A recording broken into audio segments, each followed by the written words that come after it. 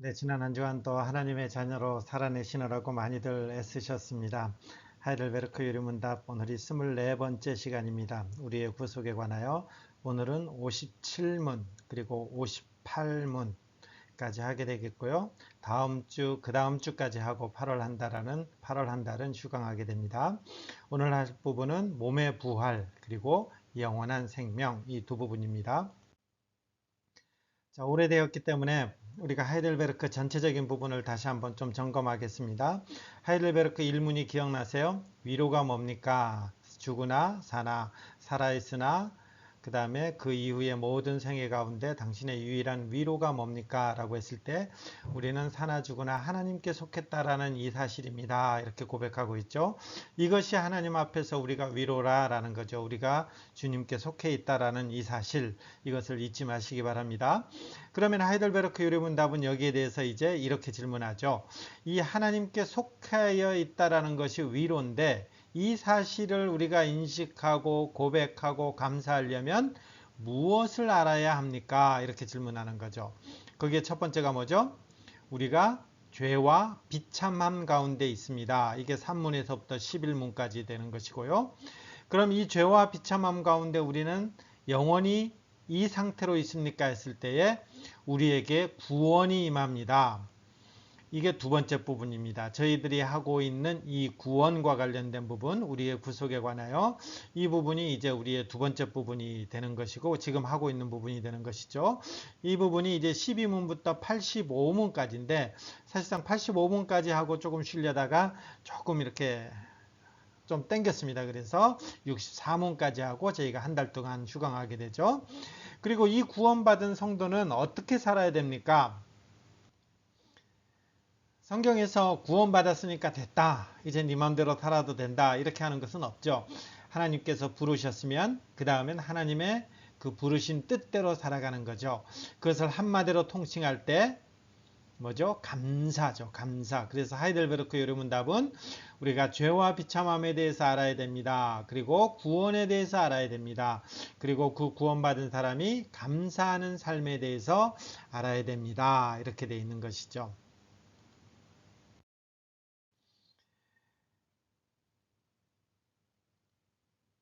그 중에서도요, 우리가 구원받았습니다. 라고 하면 우리가 주님을 믿습니다. 이렇게 고백하는 사람들인데, 그럼 무엇을 믿습니까? 라고 했을 때에 우리는 사도신경의 내용이 우리의 믿음을 잘 요약, 그리고 핵심을 정리해 놓았습니다. 이렇게 고백하는 거죠.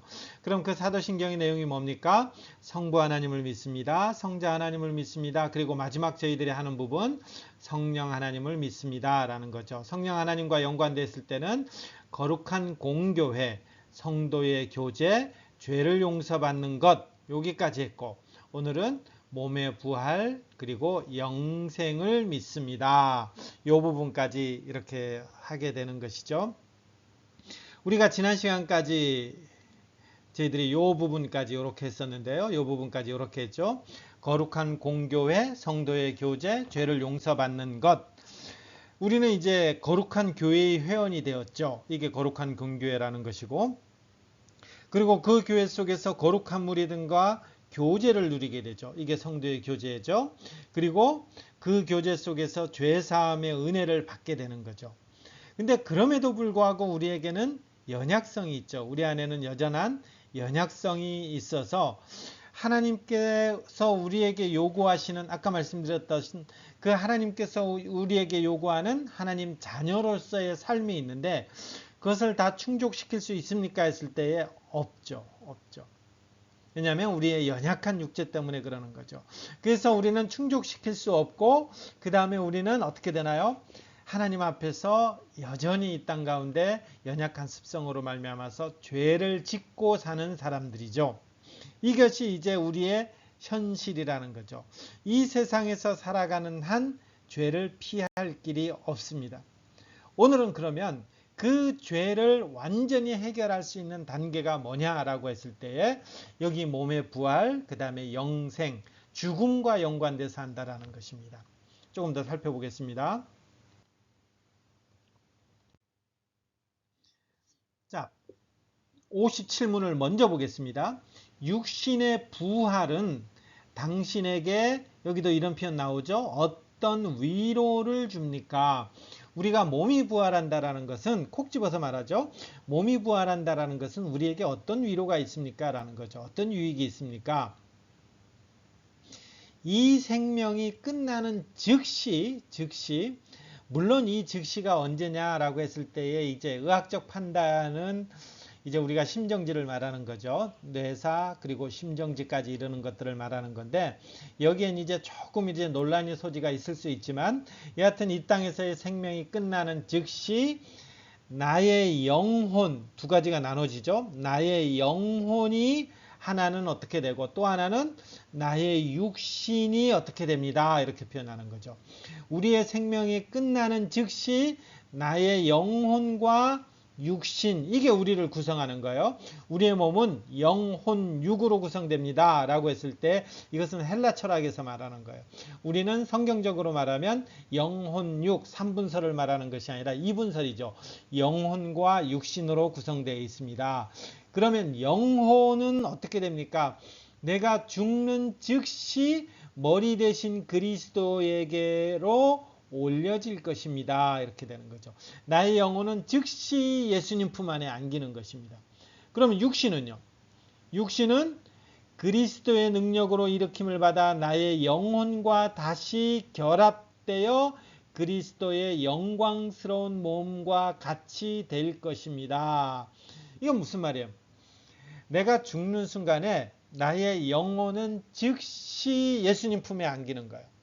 근데 나의 이 육신은 어떻게 되는 거예요? 그리스도의 능력으로 일으킴을 받을 그때에 나의 영혼과 다시 결합된다라는 거죠. 그 전까지는요. 이 육신은 성경의 표현대로 하면 잠시 쉰다라고 이렇게 표현되는 거죠. 우리의 육신은 잠시 육적으로 흙으로 돌아가게 되는 거죠. 그러나 다시 예수 그리스도가 재림할 때에 우리의 몸은 영광스러운 몸과 같이 되어서 이 영혼과 결합되게 되고 그 영혼과 결합된 우리 육신은 완전한 몸이 되는 거죠. 그래서 요한계시록의 마지막 표현으로 보면 그때에는 우리 목신이 완전하기 때문에 슬픔도 없고 눈물 나는 거나 애곡하는 거나 아픈 것이 다시 있지 않게 되는 그 몸으로 우리는 변화되는 것이죠. 정리하면요. 나중에 다시 한번 정리할 겁니다. 영혼은 즉시 하나님 품에 안기고 이 육신은 예수 그리스도가 재림할 때까지 잠시 쉼을 갖다가 있다가 예수 그리스도께서 재림할 때에 다시 결합돼서 완전한 그리스도의 영광스러운 몸과 같이 이렇게 되어지는 것이죠. 조금 더 이 내용을 조금 더 살펴볼게요. 죽음이 뭐냐라고 했을 때 죽음이라는 것은 이 표현을 먼저 볼게요. 우리가 하이델베르크 42문 할 때 우리가 배웠죠.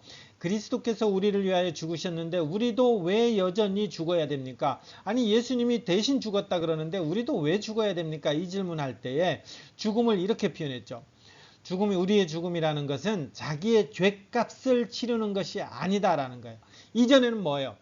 예수 믿기 전에는 우리의 죽음은 죄값이죠. 우리의 죽음은 죄값이고 죄의 형벌로서 우리의 죽음은 사망에 이르는 것이었죠.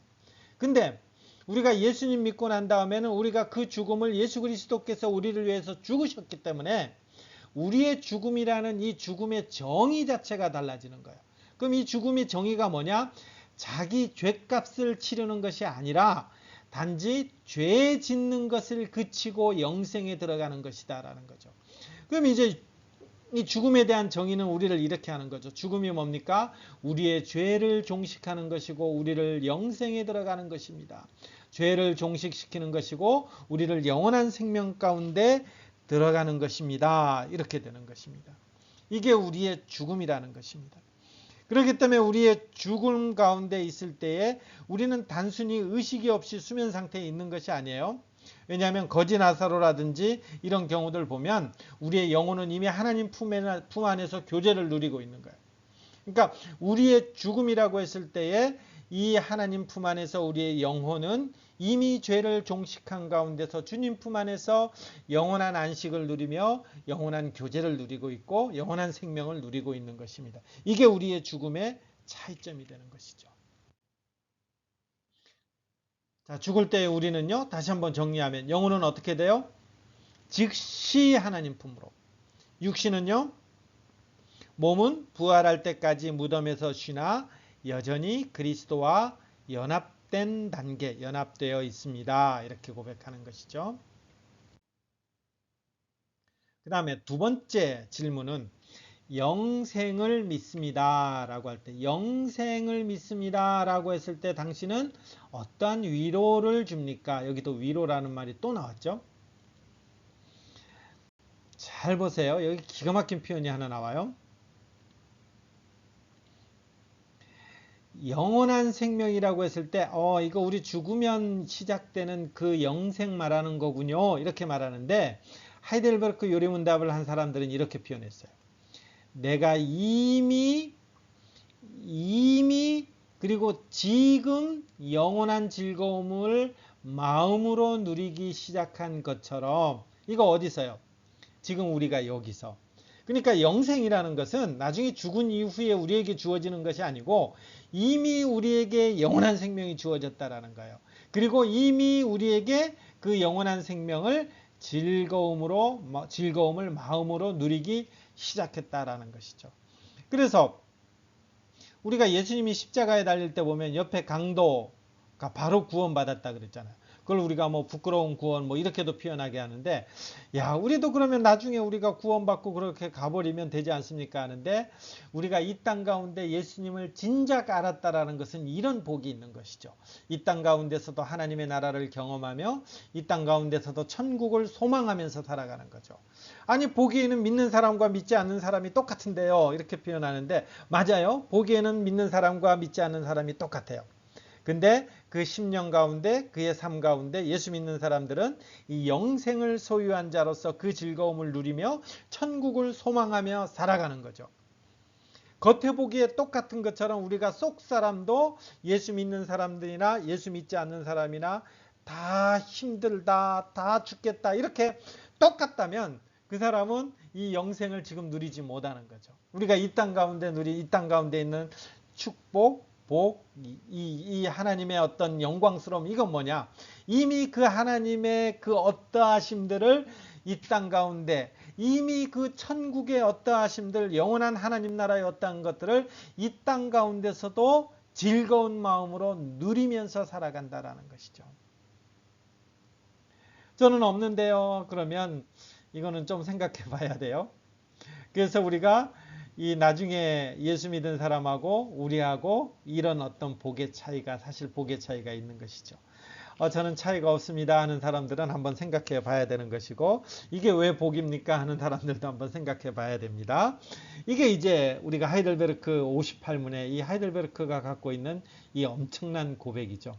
내가 이미 지금 영원한 즐거움을 마음으로 누리기 시작한 것처럼, 그 다음 표현요.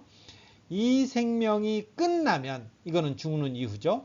눈으로 보지 못하고 귀로도 듣지 못하고 사람의 마음으로도 생각지 못한 완전한 복락을 얻어 하나님을 영원히 찬양할 것입니다.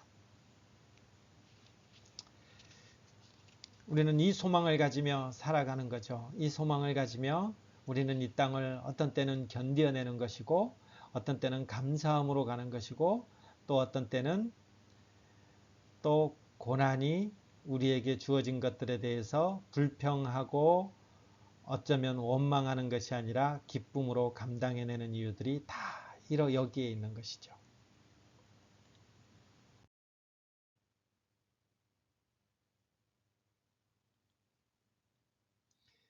고린도전서 2장 9절의 이 기가 막힌 표현을 한번 보겠습니다. 하나님이 자기를 사랑하는 자들을 위하여 예비하신 이 모든 것은 눈으로 보지 못하고 귀로 듣지 못하고 사람이 마음으로 생각하지도 못하였다. 우리가 전혀 생각하지 못했던, 보지도 못하고 듣지도 못했던 그 어떤 일들이 지금 하나님 나라 가운데 우리를 위해서 예비되었다라는 거죠. 우리는 이 소망 갖고 사는 거죠. 요즘은 이제 우리가 사는 삶이 워낙 이제 살기 좋아지니까 천국은 좀 이따 가겠습니다, 이런 사람들이 참 많죠. 그러나 우리가 천국에 가면 뭐가 있다고요?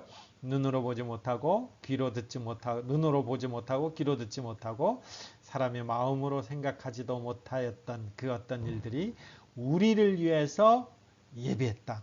하나님께서 자기를 사랑하는 자들을 위해서 예비했다. 이렇게 기록하고 있는 것이죠. 이 소망 가지고 오늘 하루 그리고 남은 평생 살아가시기 바랍니다. 그렇다면 영생이란 뭡니까? 영생이란 여러분 그 나눠준 교환에 보면 제가 좀 길게 메모해 놓았는데요. 한번 볼게요. 종종 우리는 물리적인 영역에서 생명, 영생을 관련 짓습니다.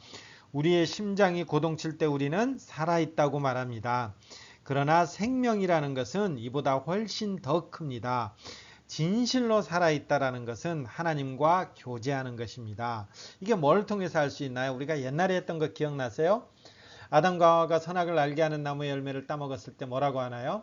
정령 죽으리라, 반드시 죽으리라 했죠. 근데 아담과 하와 안 죽었잖아요. 그때 우리가 한 것이 이 죽음을 삼중적 죽음으로 나눴죠. 하나는 영적인 죽음, 이게 전부죠. 이 영적인 죽음이라는 것은 하나님과의 관계가 이렇게 떨어져 있는 것이죠. 하나님과의 교제가 완전히 끊겨 있는, 관계가 완전히 떨어져 있는 것, 이게 영적인 죽음이죠.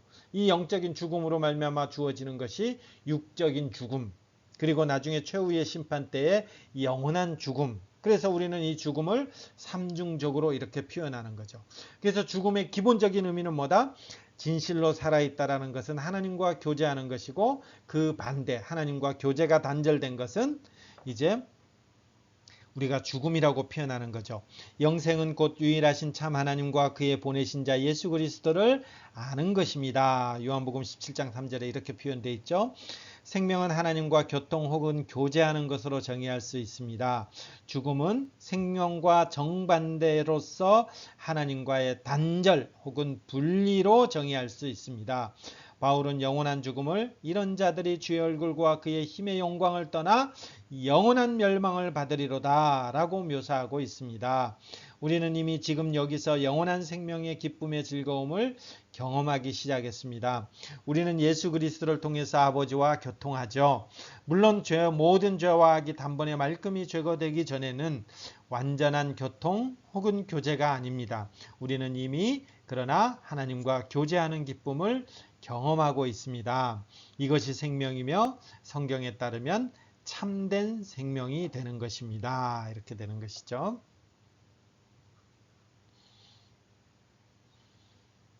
그러니까 우리가 성경에 보면 죽음에 이르지 아니한다라고 했을 때 그것은 우리는 이제 무엇이 면제받는가요?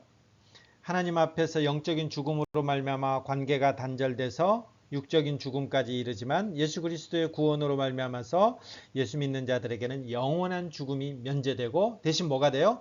영원한 생명이 이미 우리에게 주어진 것이 되는 것이죠. 자, 요거를 한번 잘 정리해 보세요. 우리가 어떤 이 육신, 그 다음에 영혼과 관련해서 이렇게 요것만 잘 정리하면 지금까지 한 것에 조금 잘 정리될 것 같아요. 창조시의 에덴 동산, 이게 타락 전이죠. 타락 전에는 어떻게 돼요? 영적으로도 살아있고 육적으로도 살아있다라는 거죠. 영적으로도 살아있고 육적으로도 살아있다라는 것입니다. 아담과 하와가 죄로 인해서 타락할 때는요, 영적으로는 죽은 상태가 되는 거죠. 그래서 우리가 에베소서의 표현으로 보면 죽을 수밖에 없는 우리다 이렇게 표현하는 것이 아니고 죽었던 우리 이렇게 표현하는 거죠. 육신으로는요, 죽음에 굴복해 있는 상태죠. 죽음이 아직 육신의 죽음은 오지 않았지만 그 죽음에 굴복해 있다라는 것은 그 죽음을 피할 길이 없는 상태가 되는 거죠. 근데 우리가 예수 그리스도로 말미암아 거듭났습니다. 중생하였습니다라고 했을 때에 영적으로는 다시 산 거죠. 이제 하나님 앞에서 다시 살았죠. 그래서 뭘 할 수 있어요? 우리가 하나님 앞에 다시 살아났기 때문에 하나님 앞에 선을 행할 수 있는 거죠. 그러나 육신의 죽음에 굴복해 있는 거죠. 우리가 예수 믿는 사람도 그 육신 앞에서 우리가 육신의 죽음을 면하지 못하죠. 육신의 죽음에 지금은 굴복해 있으나 그러나 우리에게는 무슨 약속이 있어요? 몸의 부활, 이 죽음에 영원히 굴복해 있는 것이 아니라 몸의 부활을 약속받습니다. 이렇게 되는 것이죠. 그 다음에 우리가 죽을 때요. 사람이 영적으로는 계속해서 살아있으나 살아날 그의 몸과 다시 연합하게 될 것이다 라는 거죠. 그러나 그의 몸, 우리의 육신은 죽었고 무덤에 있는 거죠.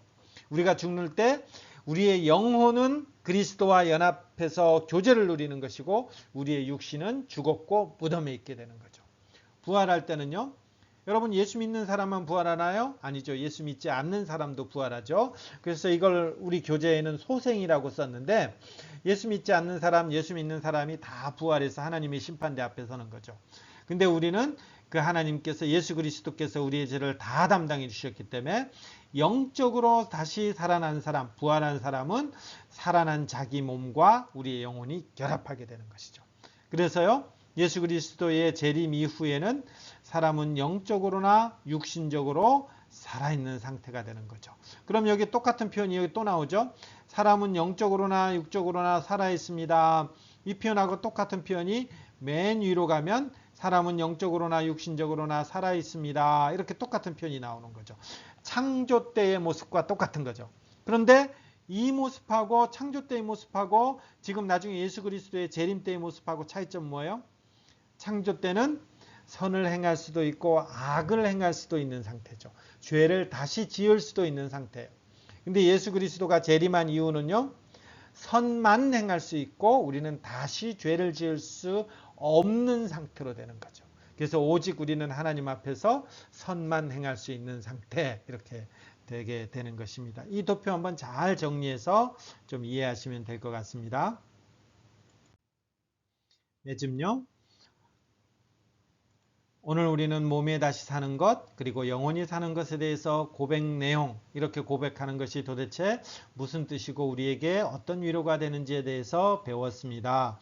우리는 죽음으로 모든 것이 끝이 나는 것이 아니라 몸이 부활하며 영화로운 몸으로 주님을 매 순간 뵈면서 사람들과 깊이 사랑하며 영원히 살아가게 되는 것입니다.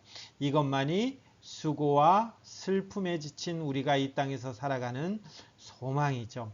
우리는 이것을 바라보며 지금 여기서도 영원한 기쁨의 시작을 느끼며 감사와 기쁨으로 살아가는 것입니다. 이 영원한 기쁨의 시작을 누리고 감사하고 찬양하며 영생을 고백하면서 이 땅에서 그 소망 가지고 남은 생애를 잘 살아내시는 그런 여러분들이 되시기를 간절히 기원하며 축복합니다. 오늘 밤도 평안한 저녁 되십시오.